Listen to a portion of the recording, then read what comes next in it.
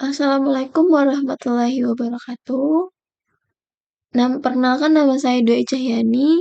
Di sini saya akan menjelaskan tentang kewajiban hukum audit. Yang pertama, kewajiban hukum audit yaitu bertanggung jawab atas tugasnya. Ketika terjadi kesalahan diakibatkan oleh auditor, maka yang bertanggung jawab akuntan publik sebagai bentuk kewajiban hukum auditor. Akuntan publik bertanggung jawab atas tugasnya, termasuk audit, pajak, konsultasi manajemen, dan pelayanan akuntansi. Selanjutnya ada faktor utama yang menyebabkan kewajiban hukum. Terdapat 4 poin. Yang pertama, meningkatnya kesadaran pemakaian laporan keuangan akan tanggung jawab akuntan publik. Yang kedua, meningkatkan pihak-pihak terkait dengan pasar modal sehubungan dengan tanggung jawab untuk melindungi kepentingan investor. Yang ketiga, bertambahnya kompleksitas audit yang disebabkan oleh perubahan lingkungan. Yang keempat, kesediaan kantor akuntan publik untuk menyelesaikan masalah hukum di luar pengadilan. Selanjutnya ada tanggung jawab auditor yang terbagi menjadi 2. Yang pertama, tanggung jawab mengenai perubahan opini yang harus memuaskan auditor. Yang kedua, untuk memberikan kepastian bahwa laporan tersebut tidak ada penyesatan bukti. Selanjutnya ada sanksi berdasarkan nomor 17 PMK 01/2008. Terdapat 3 sanksi. Yang pertama adalah sanksi peringatan untuk pelanggaran ringan. Yang kedua, sanksi pembekuan izin untuk pelanggaran berat. Yang ketiga, sanksi pencabutan izin untuk pelanggaran sangat berat. Terdapat resiko kesalahan audit. Yang pertama, kesalahan usaha atau yang biasa disebut dengan business failure. Yang kedua, kesalahan audit atau yang biasa disebut dengan audit failure. Yang ketiga, kesalahan audit atau yang biasa disebut dengan audit risk. Terdapat kesengajaan ekspektasi. Yang pertama, pekerjaan audit dilakukan dengan kompetensi yang tinggi. Yang kedua, mendapat mencari dan mengidentifikasi salah saji material baik disengaja maupun tidak disengaja. Yang ketiga, mencegah diterbitkannya laporan keuangan yang menyesatkan. Terdapat sumber utama timbulnya kewajiban hukum akuntan publik. Yang pertama, kewajiban kepada klien. Yang kedua, kewajiban kepada pihak ketiga. Yang ketiga, kewajiban sipil menurut undang-undang. Yang keempat, criminal liability. Kemudian selanjutnya terdapat pelanggaran akuntan publik. Yang pertama, gross negligence atau pelanggaran yang seharusnya tidak terjadi jika auditor menerapkan sikap profesionalnya. Yang kedua, ordinary negligence, pelanggaran ringan. Yang ketiga, fraud atau kelalaian yang disengaja auditor terlibat secara langsung dalam membantu fraud yang dilakukan manajemen. Yang keempat, contribution negligence atau kelalaian akibat kurang ketelitian dalam menyampaikan informasi.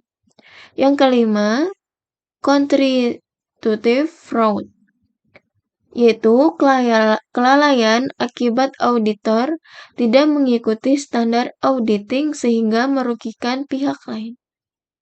Selanjutnya, ada pembelaan terhadap akuntan publik.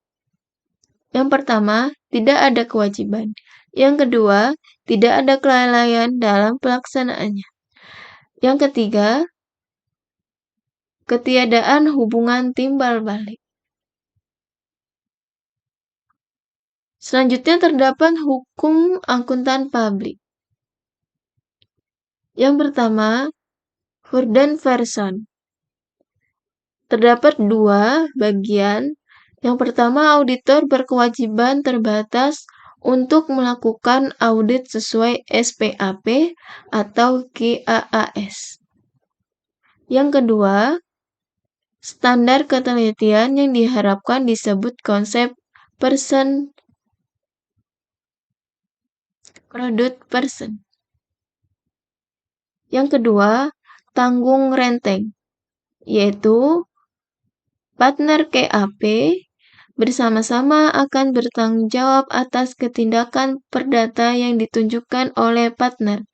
Hal ini diatur dalam hukum dagang atau KUHD. Selanjutnya, melindungi akuntan publik dan kewajiban hukum. Yang pertama, menerima klien yang memiliki integritas. Yang kedua, memperkerjakan staf kompeten. Yang ketiga, mengikuti standar profesi atau GAAS. Yang keempat, mempertahankan interpretasi.